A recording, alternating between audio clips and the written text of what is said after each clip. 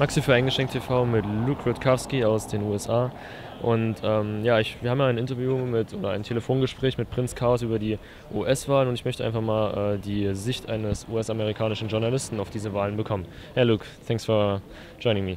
What are your thoughts, or what's the actual the state at the moment at the US election? Where are we now? Well, I think Donald Trump has created a very interesting spectacle for not only the American people, but also the world. On one hand, he's anti-establishment and he calls out how the system is rigged, but yet on the other hand, he's still winning, which is extremely fascinating to see. I still haven't made a determination on the man. As a journalist, I try to call him for his good and for his bad and just try to show exactly what he's doing. A lot of people in America either hate him or love him, which created this big, huge divide. But personally, as a journalist, trying to be objective about the case, I do see things like the very fact that he called to audit the Federal Reserve, the fact that he is calling out how the elections are rigged. Called out George W. Bush, and he said Bush knew about 9/11. He wants to release the 28 pages. All huge, nuanced points that are extremely powerful, extremely truthful, that have actually woken up a lot of people. But yet, on the other hand, he also says that the police in the United States need to be militarized. He says family members of even suspected terrorist members should be murdered and tortured. So, on the other hand, he's also talking about increasing libel laws to make sure journalists can't criticize politicians openly like they do here, like they do in the United States. So he's also meeting with Henry Kissinger. He also says Richard Haas is his advisor. Richard Haas denies that. It did also come out that he does have many phone calls with Henry Kissinger, had a private meeting with him, and of course all those details are not disclosed. So it's a very interesting paradox. It's definitely fascinating, and it's definitely welcomed, sorry, allergies. It definitely welcomed a lot of new dialogue within the United States. So it's just incredible to see something unfold like this. Trump, we still don't know. We still have a lot of time in the election to see where he goes, what he does, who his advisors would be, who his VP candidates would be. He also goes off and talks about Vince Foster, which was huge. If you don't know anything about Vince Foster, you need to Google it. He also goes off, and then what else did he do? He openly just breaks all these nuanced points as well. But at the same time, he also calls for a lot of draconian policies. So, man, I still cannot make up my mind about Donald Trump, to be honest with you. And I just try to call it objectively as I can.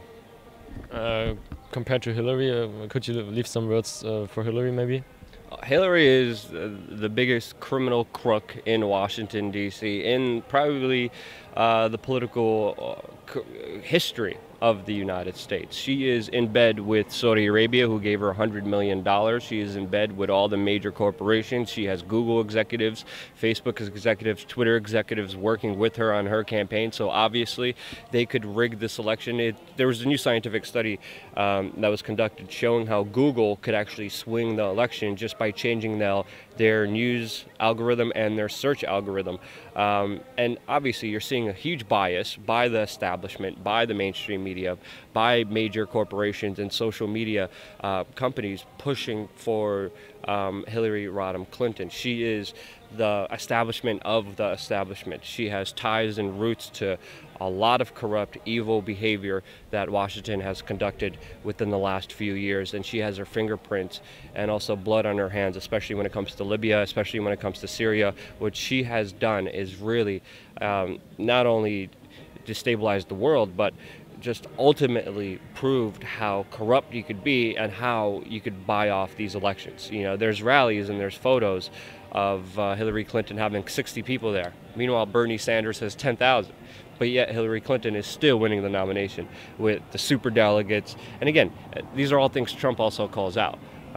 So Hillary, biggest criminal in Washington, D.C., biggest roots in corruption. the worst choice possibly ever. And I think because of this divide and conquer, choose of the lesser of two evils, Hillary Clinton is so bad, everyone's running towards the former apprentice celebrity who is very open and could talk. I actually, as a journalist in the United States, I've been banned from any Hillary Clinton campaign event. Even Bernie Sanders' campaign blocked me. I'm still able to go to Trump events. He still has press conferences. Hillary Clinton has not had a press conference this entire year. For over 200 days now, she has stayed silent and not taken questions from the media because she is just full of corruption and she is afraid of the light. Trump, he openly makes a press conference and then he talks about how horrible the mainstream media is and tells it right to their face, which is interesting to see. Is there any chance that Bernie Sanders becomes the running mate of Hillary Clinton? No, I highly doubt that. I don't see that political landscape unfolding, especially with the way the elections, even though Bernie Sanders is ultimately a very strong proponent for Hillary as well. He hasn't attacked her on the emails. He said we need to stop talking about the emails, the Hillary Clinton scandalous emails, and he's going soft on her. He's not attacking her on Vince Foster. He's not attacking her on Saudi Arabia. He's not attacking her on a lot of the key critical issues that really highlight how corrupt she really is. And he also said, when I lose, I'm going to support and make sure we support the nominee, Hillary Clinton. He said that openly to his whole fan base. And Hillary Clinton is going to be re-energized with a bunch of young supporters who were Bernie supporters, and they will listen to Bernie and do what Bernie tells them to do, and that will be to vote for Hillary Clinton. All right, so we are at Bilderberg right now. Could you tell us what was special this year for you, since you covered it, like, I don't know, how many years have you covered it? Over 10 years now.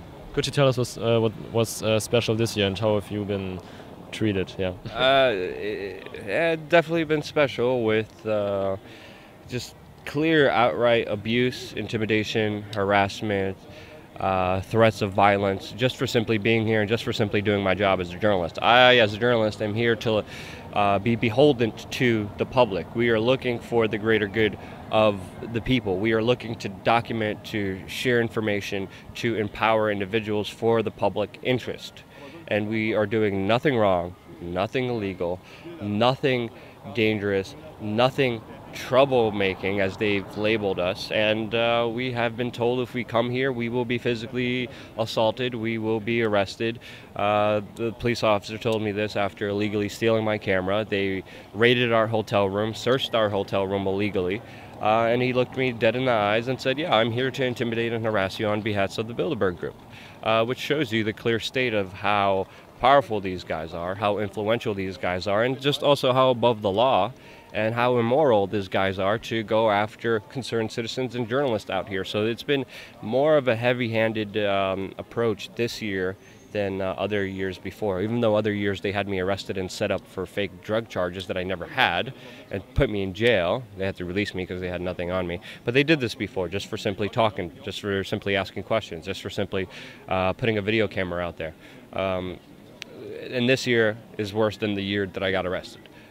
Which says a lot. I haven't been arrested yet, but I've been detained dozens of times, ID checked dozens of times, and yet again, just everything was done by them, so I couldn't do my job. So I had to constantly be searched, constantly give my ID, constantly be put detained by the police. So I can't be out here documenting, filming, and the police state and their draconian, tyrannical measures that they have established here, they have become the story.